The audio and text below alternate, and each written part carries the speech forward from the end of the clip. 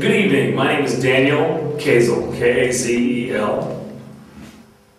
Okay, how old are you? I'm 42. 42, and do you have any experience in commercials, movies, something?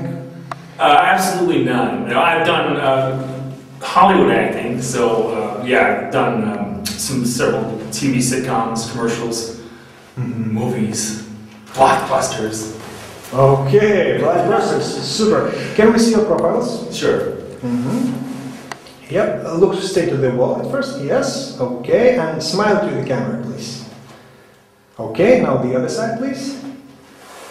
Yep, okay, look to the camera without smile, please. Yep, okay, now... no, thank you, that's all. Zin zin.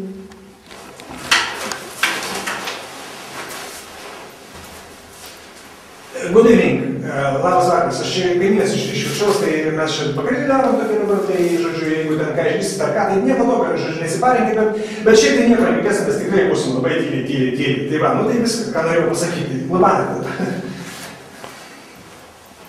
Dzin. Aš dar persiprašau vieną kartą, reiškia, mes čia, aš visiems išdalinau kaimyną, bet jūs kaip paskutinį atėjau, paskutinį, tai kažkaip pamiršau, kad čia mes turim tokius kimštukus auksims, jums nereikia, ne? Čia jau išgirstumėt, ką nereikia, ne? Nu, nereikia, nu, tai atsiprašau, tada labanakt ir tikrai daugiau netraukysiu. Labanakt. Dzin.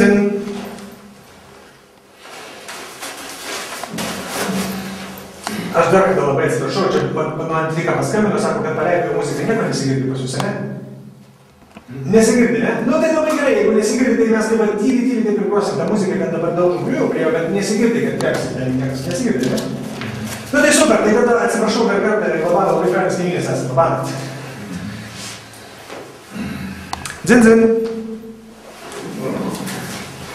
Nu, kadangi jūs toks fainas kaimynas, aš dar labai jūsų atsiprašau, kad čia mano draugas Albertas, jisai, nu, yra aparatų šiek tiek reikia, bet, nu, viską filmuoja, viską, tai mes šiaip kolekcionuojam pašto ženklus, tai va, jeigu jūs filatelistas, dabar priešat filatelistams, ne?